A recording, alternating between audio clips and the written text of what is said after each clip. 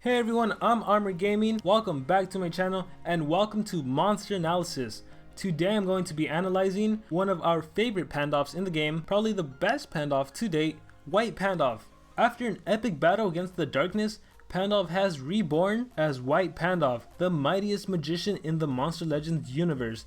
He is capable of casting the most uncanny spells. Like I mentioned a little earlier, White Pandalf is by far the best Pandalf in the game and also a really cool design, so let's move right into his stats. Power, he boasts 3,311, and while that's not necessarily on the higher end, it's also not near the bottom. It's actually in the middle. As of the time recording this video, he's actually the 8th strongest magic attacker of the 21 magic monsters. So if you're watching this video later on, once more magic monsters have been released, you can imagine his power is still pretty darn good. And similar to his power, while it's not the highest, it's also nowhere near the lowest. As of the time recording this video, he has the 6th highest life of the 21 magic monsters. So even in the future, you can imagine he's gonna have one of the higher lives. As for his speed of 3,432, that actually suffers a little bit more. It's actually ranked 12 out of the 21 monsters right now, so it's somewhere in the middle. He's certainly not the fastest magic monster, and actually ton of magic deny monsters are a lot faster than him, but fortunately for him, he is immune to possession like many magic monsters, so that does kind of help him out. Anyways, his element is magic, therefore his weakness is nature, and as already mentioned, his trait is immune to possession. Moving into his default and special skills, we have Purple Teleport, 25 damage, 13 stamina, no cooldown. Magic Detonation, 30 damage, 14 stamina, no cooldown. Like usual, there's nothing particularly stunning about these skills. His special, however, oh my gosh, his special is by far one of the best in the game. You cannot win. Erects a barrier over all allies that reflects attacks back at the enemy for 2 turns. It doesn't affect physical attacks. It gives damage boost to all allies and deactivates their cooldowns. Holy, that skill is just incredible. That special skill. Yes, it deals no damage because it's a team skill. So you get Mirror for 2 turns. Mirror you've probably seen on Timerion, where it reflects the attack. Timerion can only do it for 1 turn. This monster does it for 2 turns. You get a damage boost and it deactivates your cooldowns. So at this point in time, I don't remember if Timerion came first or if White Pandalf came first, but obviously you can see that the mirror and cooldowns deactivated came from one or the other, so that's pretty cool. His special is by far one of the most helpful supportive skills in the entire game. But let's head on over to skills group 1, where we have Energy Staff. Energy Staff being 35 damage, 22 stamina, no cooldown. And the cool thing about this skill is that it gains 15% of your stamina. However, you won't be needing this skill because you have an upgraded version later on. Skills group 1, we also have Wizardly Burst. Wizardly Burst deals moderate magic damage, moderate meaning 40 damage, costing 24 stamina, no cooldown.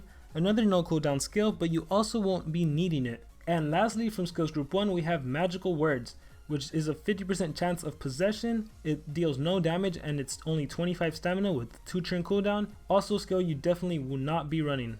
So this actually moves us over to skill group 2. And before I talk about skills group 2, I just have to say White Pandalf is one of those monsters, one of those that can potentially be an attacker. He can be a supportive monster. He can be whatever you want him to be. There is no best skill set for him. It really comes down to preference. If you want to make him an attacker, you equip the attacking skills and you give him strength runes. If you want to make him more supportive, you give him some team speed runes and you give him his supportive skills. So I'm going to go through 2 different builds. I'm going to go through the runes I use and the different runes for each build. So hopefully by the end of this video you can make up your mind. But to be 100% honest, you probably need 2 or 3 Pandalfs to get the best out of him and to be able to try out the different skill sets before you can decide on a favorite. That being said, if you've seen my level 1 to 100 videos or my analysis videos, you'll know that I normally like to swing towards the more supportive skill set for monsters. If a monster can potentially be a hybrid, I really like just leaning towards the skills that are like stun, freeze, possession, because I feel like those skills are more helpful in a game, and now that we have Team Wars, they're especially more helpful. But I'll talk more about that later. I'm just going to get straight into analyzing the skills. First, we start off with Stamina Staff. 45 damage, 27 stamina, no cooldown. And what does this do? It gains 40% energy when you attack, and again it has no cooldown. 40% of stamina to a monster that has 140 stamina, which is their base stamina, that recovers 56 stamina points. So just think about that. You're using up 27 stamina, but you're recovering 56, so you're essentially getting 28 more every time you use it. So I actually do like this skill. it's definitely a skill you would want to run on a supportive build. But then we move over to Spell Concussion. Spell Concussion deals moderate magic damage to all enemies. It's an AoE, 40 damage, 33 stamina, 3 turn cooldown, and you can already tell 40 damage AoE, that is leaning towards the offensive build. So if you want to equip strength runes on your monster, you would definitely want to run this skill. And moving down to Bewitched Words, possesses and applies stamina leak to enemy, requires cooldown. It has no damage, 32 stamina, and a 3 turn cooldown. Now the thing about this skill is, it can honestly work in either build. You might be thinking, if I'm running a strength build, I don't want this skill. But even if you're running a strength build, you never know when you could potentially like use the enemy's monster on your side. If you can possess the enemy monster, that is a huge advantage. Yes, you might have a strength build, but you just never know when you just want to possess the enemy. It comes in handy a lot more often than you think. And what I really like about this skill in particular, sure it deals no damage, sure you wouldn't benefit from a strength rune if you ran it in a strength build, but you do get possession and stamina leak. Think about that for a while. Stamina leak will take away 15% and the enemy will be possessed, which means not only will they attack their teammate, they're going to use up stamina to use an attack to attack the teammate. So they lost 15% from stamina leak, they use stamina to attack their teammate, and if it ever goes back to them, they're going to lose another 15%. So at best, they might be able to get one more attack in. So that is definitely a really advantageous skill to have, regardless whether you run a strength or a supportive build. Moving down on skill group 3, we have Stunning Staff. Stunning Staff deals moderate special damage, may stun target. It is a 1 turn cooldown skill, 45 damage, 28 stamina, and one thing to note about Stunning Staff, it is of course once again the stamina, 28. If you recall, Stamina Staff was 27. If you were to run both of these skills, and let's say you only had 27 stamina, and let's say you used Stunning Staff the previous turn, so you would use up all your stamina using Stamina Staff, and you would actually recover 56. And if you keep note of that, 28 plus 27 is 56. So if your next turn came around, you'd actually be able to use Stunning Staff again, and then Stamina Staff the following turn to recover your stamina. So I think that's a pretty cool little combo you can do. I don't know how often you'll use it. Stunning Staff I actually recommend for either build, whether it be supportive or offensive. And of course that's because with the exception of 2 monsters, no magic monster is immune to stun. So running Stunning Staff could help you regardless of what build you have. Yes, the argument can be made that if you have a strength build, there really is no need to stun, especially because it's only 45 damage. However, that only applies to a select few people. For example, if you had 2 level 10 strength runes, you probably wouldn't need to stun. You could probably one hit any monster with 2 level 10 strength runes, this monster's power, and Stunning Staff. But one thing I would like to say is that Stunning Staff is of course special based, not magic based. So if you're running this monster in Team Wars, like I said, because it's special based, it'll deal a lot more damage than a magic based skill would deal. And aside from that, because very few magic monsters are actually immune to stun, this skill would probably benefit you a little more than Stamina Staff if you had to choose between 2. But both skills are good. Stunning Staff can definitely work in either build, whether offensive or supportive. And next we move on to Enscrolled Words, and this skill is pretty darn amazing. It of course deals no damage, 33 stamina, 3 turn cooldown. Thing about this skill is that it removes all positive effects, so that's one ability, and it applies 2 negative random effects to the enemies. So that's cool. If the enemy has a shield, like a full life shield, medium shield, whatever, big shield, if they have life regeneration, stamina regeneration, not only do you remove those effects, you also give the enemy 2 negative effects. So how cool is that? Just gonna scroll down to show you guys all the negative effects. There's definitely a lot, definitely a skill worth running, and similar to the previous skill with the possession stamina leak, this is potentially a skill you can run in either build. However, you definitely don't want to run both. So Enscrolled Words of course deals no damage, right? And so does Bewitched Words. And if you're running a strength build, it's not wise to run 2 skills that deal no damage. It's definitely not going to help you out whatsoever. And I think if I had to pick, I would probably pick Bewitched Words. And that's a little iffy to say because again, I've mentioned lots of magic monsters are immune to possession. So it really won't help you much to have a possession skills if it ever came down to like your Pandalf versus the enemy's magic monster. Like you're not going to benefit from Bewitched Words, you'd probably benefit more from Enscrolled Words.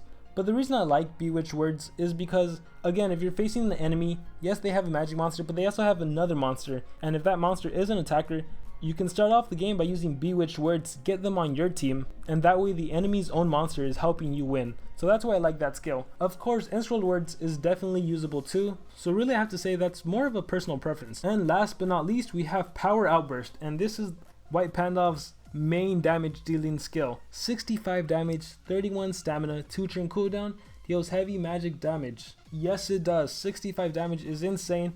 Again, this skill would only benefit him in a strength build. So now that I talk about the skill separately, I'm going to talk about the supportive skill set. For the supportive skill set, and this is the skill set I use right now, you should run Stamina Staff, Bewitched Words, Enscrolled Words, and Stunning Staff. As you can see, these are all really supportive skills. Bewitched Words and Enscrolled Words deal no damage, so you're only really going to use Stunning Staff and Stamina Staff to deal damage. But again, you don't really need to deal damage just because of the fact that you're going to try to win using either the enemy's own monster against them or Enscrolled Words hopefully to deal some DOT, Stunning Staff whenever you need to stun the enemy magic monster.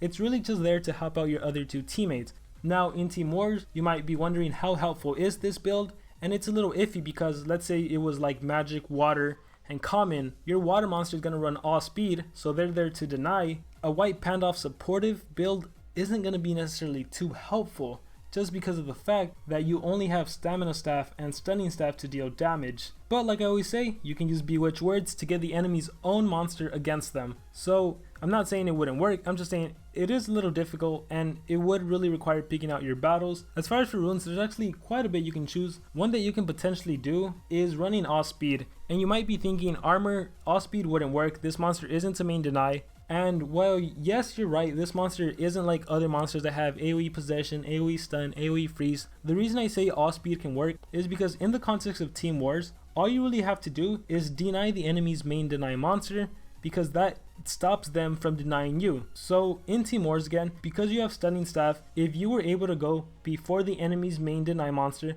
whether it be Violet, whether it be Egg Eater, whether it be any of them really, none of the main deny monsters have stun immunity, you can stun the enemy's main deny monster, so then that stops them from immobilizing you for at least one turn. And then either the enemy's attacker will go, then your attacker will go, or vice versa depending on the speed runes. And then when it goes back to White Pandalf, he can do Enscrolled Words, hopefully deal a really good negative effect. So all speed can potentially work, don't count it out. It definitely can work. I know I gave you the example of magic, water, common, but even if you think about it a little differently, let's say it was magic, water, common, the common monsters are a little useless. Let's say your opponent has a frostbite, or really any water monster except Varna are immune to stun. So let's say for whatever reason you have better runes and your White Pandalf goes before their monster. You know what you could do then? Turn 1, you can do Stunning Staff and stun their water monster. Turn 2, you can do Bewitched Words and use them against their own team. And for your water monster, you don't need to run all speed runes on them. You could run 3 strength runes and a life, or 3 strength runes and a speed. And instead of your water monster being a main deny, it can be a water monster attacker. It can be the blob. It can be just a Varna with strength runes. There's like so much possibilities. So don't think that you absolutely need a monster to have AoE possession, AoE stun, some sort of AoE deny skill. As long as you can deny the enemy's main deny monster, you stand a really good chance of winning. But there's a caveat to everything I'm saying, and that falls back to White Pandalf's base speed. I did mention that White Pandalf's base speed is a lot lower than most of the main deny magic monsters. So put in a scenario where you and your opponent have the exact same runes, or even better, let's just say no one had any runes, the enemy's deny monster would still go before you get a chance to stun them. So just keep that in mind. A lot of this game really depends more so on the level of the rune more than actual runes themselves. So I spent quite a bit of time talking about why you could run speed runes, only to say that there's a caveat, so just keep that in mind. Another thing you could run is all team speed, and that would just really help you out because obviously your main deny monster would go first, immobilize, and because you have team speed on your monster, you're helping them out. Your third monster, if it's a common, uncommon, rare, you'd probably help them out too. So that's something you can do. And again, I'm speaking primarily about the supportive build. Another thing you could do is run 1 strength rune and 1 life rune, and then either a team speed or a speed. And again, this depends on what kind of enemies you're facing, what kind of runes they have, because a lot of times you can get away with running a team speed without having to worry about the enemy's monsters going twice or 3 times before you get to attack once. So it really depends more on where you're at in the game. With the 1 strength rune, your Stamina Staff and Stunning Staff can be used whenever you need to. The life rune is so you can survive a long time, and of course you know what speed is for. So that's enough about the supportive build. Moving on to the strength build.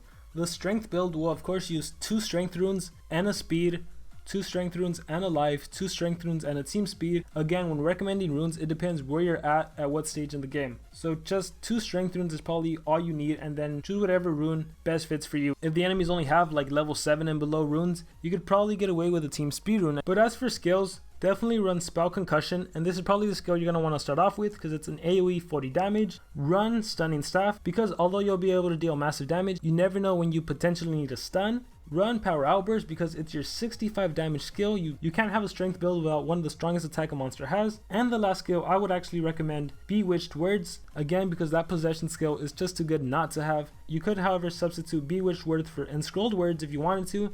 That really goes down to a personal choice. If anything, I recommend leveling your monster up to like level 85 or 90, testing out the different skills, seeing what you like, or maybe just level them up to 70 and test them out in an adventure map, or just test them out before you decide on the final skill set if you're not too happy. But even if you're not too happy, keep in mind you can always rank up your monster, you can always convert them to cells and then recraft them. So even if you don't get the most ideal skill sets, there's a possibility to try out different options now. And that concludes my analysis on White Pandalf. I hope you guys really enjoyed it. Let me know what you thought about it below. Make sure to like the video if you enjoyed it, or dislike it if you thought this video was really boring or whatever. Thank you to everyone who made it to the very end of the video. Also make sure to comment below who you want me to analyze that isn't a new upcoming monster, and I'll see you guys next time.